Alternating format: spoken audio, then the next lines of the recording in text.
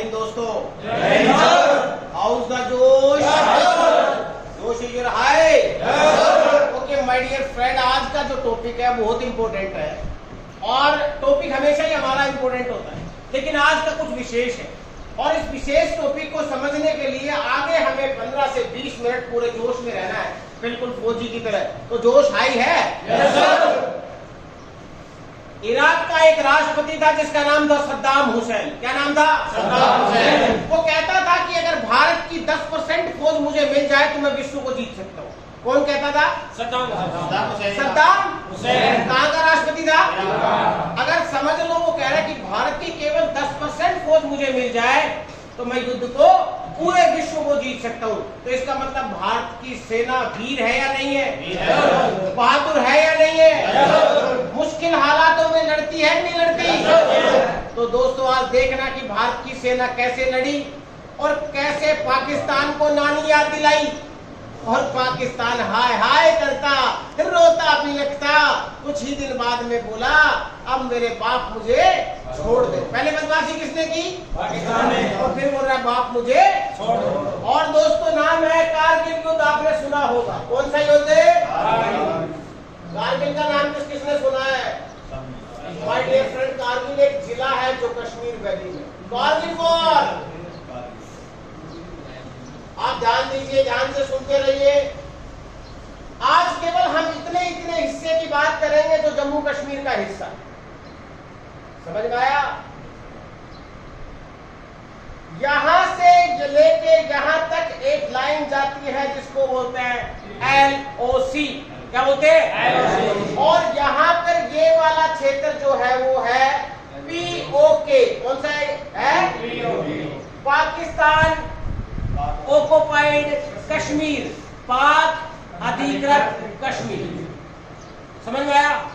दोस्तों भारत ने हमेशा शांति चाहिए। फरवरी 1999 में भारत के प्रधानमंत्री श्री अटल बिहारी वाजपेयी जी ने लाहौर समझौता के तहत बस यात्रा भारत और पाकिस्तान में शुरू हुई। हमने दोस्ती का हाथ बढ़ाया और पाकिस्तान ने हमारी पीठ में कैसे खंजर घोंपा, ये बात आप सुनिए। ये वाला जो क्षेत्र है यहां से एक रास्ता जाता है श्रीनगर टू ले। ये कहां है? श्रीनगर टू ले। और श्रीनगर से लेके बीच में द्रास, कारगिल, बटालिक, तोलोलिंग। नाम सुना है? द्रास, कारगिल, बटालिक, तोलोलिंग, ये सारे के सारे श्रीनगर से ले मार्ग के बीच में आते हैं। कारगिल तो हमने इसका नाम दे दिया, कारगिल एक जिला है जो कश्मीर वैली का है। और दोस्तों यहां पर ये जो रास्ता था, पाकिस्तान ने क्या किया आपको भी सुन के बड़ा अजीबोगरीब लगेगा कि जिससे हमने हाथ बढ़ाया फरवरी में और वो भिखारी मई में हमारे साथ में क्या कर रहा? मई 1999 में हमारे साथ। दोस्तों यहाँ पर जो क्षेत्र है ये वाला पहाड़ी क्षेत्र है और यहाँ से सीधा एक रास्ता जाता है कहाँ के लिए? सियाचिन ग्लेशियर के लिए। कहाँ के लिए? सियाचिन और ग्लेशियर जो विश्व का सबसे बड़ा युद्ध स्थल है। विश्व का सबसे बड़ा युद्ध स्थल क्या है? सियाचिन ग्लेशियर। पाकिस्तान की क्या मंशा थी कि जो ये वाला पूरा पहाड़ी क्षेत्र है यहां पर दोनों देशों का समझौता था कि जब बर्फबारी होती है, ठंड पड़ती है, तो दोनों देशों की सेनाएं उस पहाड़ी क्षेत्र से कहां पे आ जाती थी? समतल क्षेत्र में आ जाती थी, यानी नीचे आ जाती थी, प्लेन क्षेत्र में आ जाती थी। लेकिन पाकिस्तान ने गद्दारी करी और वो गद्दारी करने वाला हरामखोर कौन था? पाकिस्तान नहीं, पाकिस्तान का भी एक जनरल था परवेज मुशर्रफ। क्या नाम था? परवेज। ये इतना हरामखोर जनरल था कि इसने क्या किया कि पूरी की पूरी फौज को, जब हमारी सेना नीचे आ गई, हमारी सेना नीचे आ गई, इसने अपनी पूरी सेना कहां पर लगा दी? पहाड़ियों पर लगा दी। अब आप समझिए कि ऐसी दुर्गम पहाड़ियों में, ऐसी हाइट पे जिसकी 18,000 फीट ऊंचाई, कितनी? 18,000 फीट ऊंचाई पहाड़ियों पर पाकिस्तान हुआ था। कौन रुका हुआ था? पाकिस्तान की फौज थी। और ये हमारे जासूस भी बड़े निकम्मे निकले, जिन्होंने मई के अंदर वो पाकिस्तान की फौज इन पूरी पहाड़ियों पर बैठ चुकी थी। जासूसों ने हमें नहीं बताया, देश की सेना ने हमें नहीं बताया। तभी बीच में एक वहां का लोकल व्यक्ति अपने याक को ढूंढने के लिए जाता है। उसका याक वहां उस क्षेत्र में गुम हो जाता है और याक को ढूंढते ढूंढते उसको पता लगता है कि भारतीय सेना के साथ तो धोखा हो रहा है और पाकिस्तानी सेना कहां पर बैठी है? पहाड़ियों पर बैठी है। और आप फिर जानते हो भारतीय सेना ने क्या किया? भारतीय सेना धीरे धीरे तोलोलिंग पॉइंट, ये पॉइंट होता है जो पहाड़ की ऊंचाई होती है 5148 बटालिक, ये सारी की सारी पहाड़ियों पर पाकिस्तान का कब्जा था। लेकिन भारत की सेना धीरे धीरे धीरे धीरे नीचे से ऊपर चढ़ना शुरू कर दी। और दोस्तों ये लड़ाई मई से स्टार्ट होकर और 26 जुलाई, जिसको कारगिल विजय दिवस के रूप में हम मनाते हैं, 26 जुलाई तक चला। अब यहां पे 3 ऑपरेशन चले कि हमारी जो सबसे पाकिस्तान को अगर किसी ने नानी याद दिलाई और जिसके ऊपर विवाद हुआ था वो हमारी थी बोफोर्स गन। कौन सी गन थी? बोफोर्स गन जो थी आर्टिलरी की, ये इतनी ज्यादा कारगर साबित हुई कि पाकिस्तान के लोग वहां से भागते हुए दिखाई दिए। लेकिन दुर्भाग्यवश हुआ क्या कि जब ऑपरेशन सफेद सागर हमारी एयरफोर्स ने चलाया, क्या नाम था? ऑपरेशन सफेद सागर। ये किसने चलाया? एयरफोर्स ने चलाया।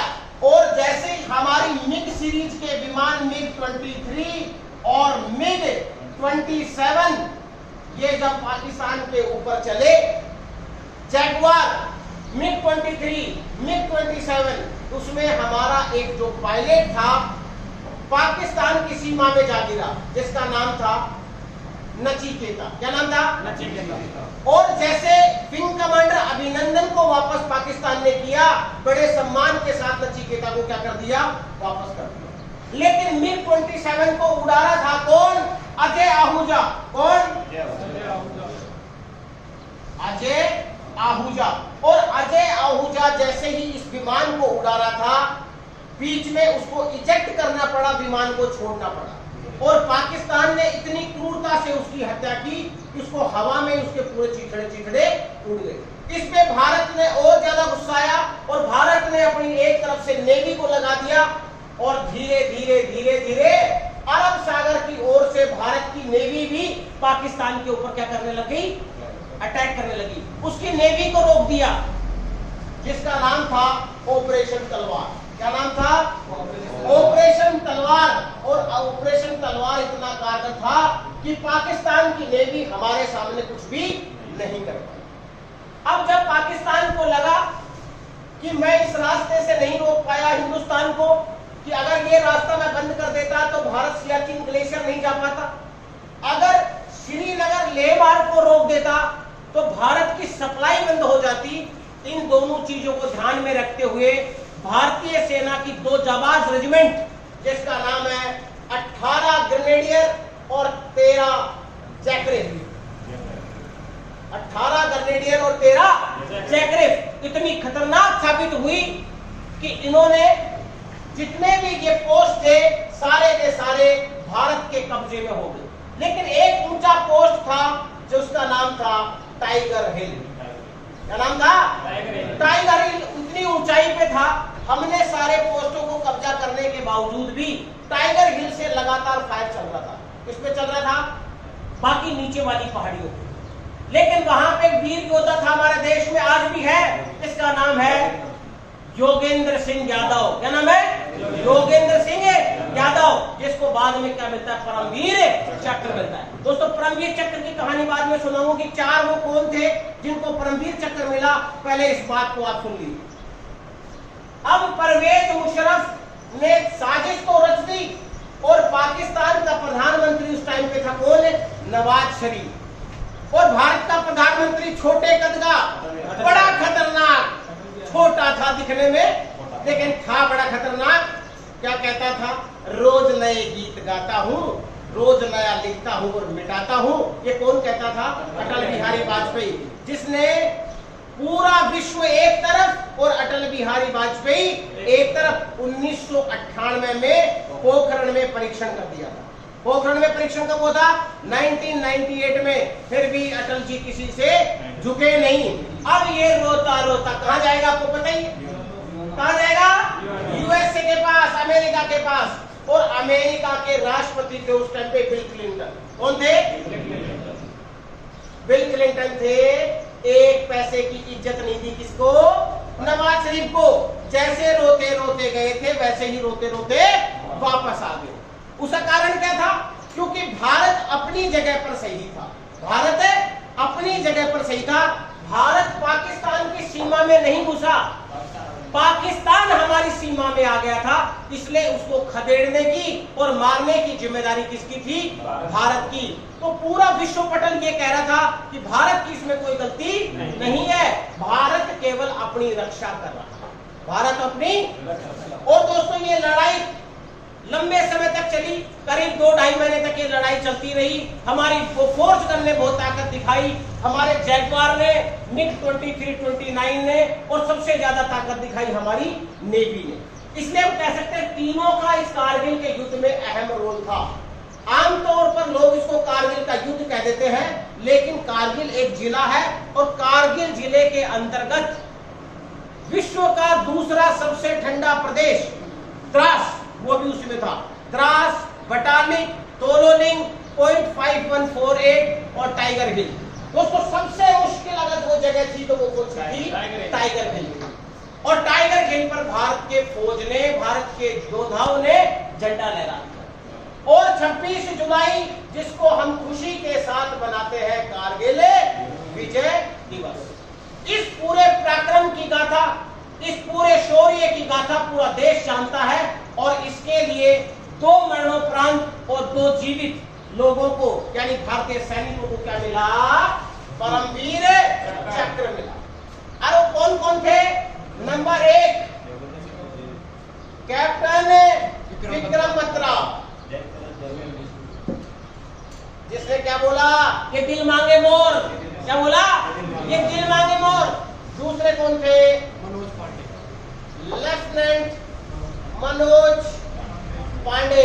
तीसरे कौन थे? उस टाइम पे ग्रेनेडियर यानी सिपाही थे, GDR जिसको बोलते हैं, योगेंद्र सिंह यादव। और अभी वर्तमान में क्या है? ये ऑनरी कैप्टन है, ये जीवित है। और चौथे थे राइफलमैन, जिसको RFN बोलते हैं, क्या थे? संजय कुमार। तो दोस्तों कारगिल के अंदर इन 4 वीर योद्धाओं को क्या मिला था? परमवीर चक्र मिला। और परमवीर चक्र मिला, जिसमें से 2 अफसर जो थे इनको मरणोपरांत और 2 जो जवान थे इनको जीवित। आज भी दोनों योद्धा यहाँ पे, ये सूबेदार साहब, ये कैप्टन है और ये सूबेदार मेजर। क्या है? सूबेदार मेजर। आमतौर पर आपने देखा होगा grenadier Yogendra Singh Yadav TV studio वगैरह में भी वो आते रहते हैं। अब इस पूरे राज की, इस पूरी शौर्य गाथा के पीछे देश का मजबूत जनरल कौन था? जनरल वेद प्रकाश मलिक। और जनरल वेद प्रकाश मलिक का संबंध सिखलाई से था।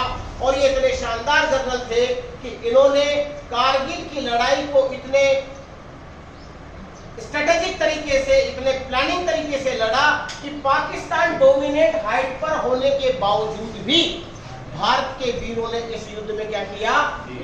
अब मैं आपसे 5 क्वेश्चन पूछना चाहूंगा इस कारगिल युद्ध से संबंधित। 1999 में कारगिल युद्ध के समय भारत के प्रधानमंत्री कौन थे? कौन थे? भारतीय सेना के जनरल कौन थे? वेद प्रकाश मलिक। पाकिस्तानी सेना का गद्दार जनरल कौन था? परवेज मुशर्रफ। कौन था? पाकिस्तान का प्रधानमंत्री कौन था? नवाज। और उन 4 परमवीर चक्र विजेताओं के नाम बताओ जिनको कारगिल युद्ध में सम्मानित किया। पहला कौन था? कैप्टन विक्रम बत्रा, दूसरा मनोज पांडे, तीसरा योगेंद्र सिंह यादव और चौथा संजय कुमार। दोस्तों ये 4 परमवीर चक्र विजेता थे। कारगिल के युद्ध के बाद पाकिस्तान ने हमारी तरफ मुंह मोड़ के नहीं देखा। और ये स्थिति तो जब थी कि जब पाकिस्तान पहले से चोर वहां पे कहां बैठा था, चोरों की तरह बैठा हुआ था। कहां पर? पहाड़ियों पे। अगर समझो पहले से भारत बैठा होता तो पाकिस्तान आज नक्शे में नहीं होता।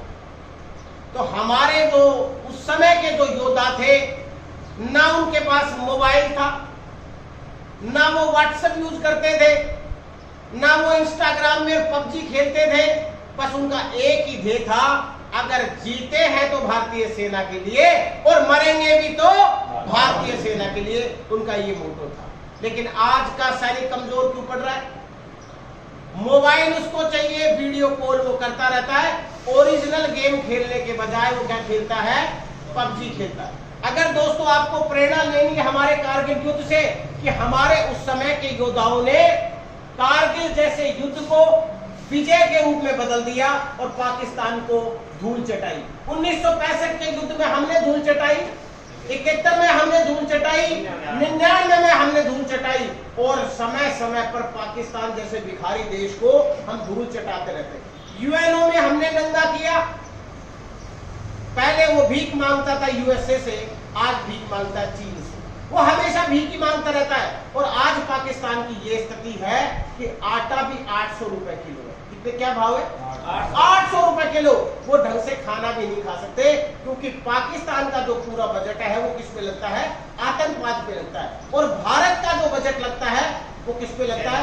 विकास पे लगता है, डेवलपमेंट पे लगता है। तो आपने आज समझा कि बोफोर्स अगर ना होती तो हमें युद्ध जीतने में दिक्कत आती नहीं आती? चाहे बोफोर्स हो, कितने भी हमारे आधुनिक इक्विपमेंट हो, लेकिन जब तक सैनिक का शौर्य नहीं होगा तब तक युद्ध जीता नहीं जा सकता। तो आप तैयार हो? अगर ऐसी स्थिति देश के साथ आई तो तैयार हो? तो दोस्तों जय हिंद। अगर मेरा आपको ये वीडियो अच्छा लगे तो ये उन योद्धाओं तक जरूर पहुंचा देना जो भारतीय सेना की वर्दी पहनना चाहते हैं। जय हिंद, जय भारत।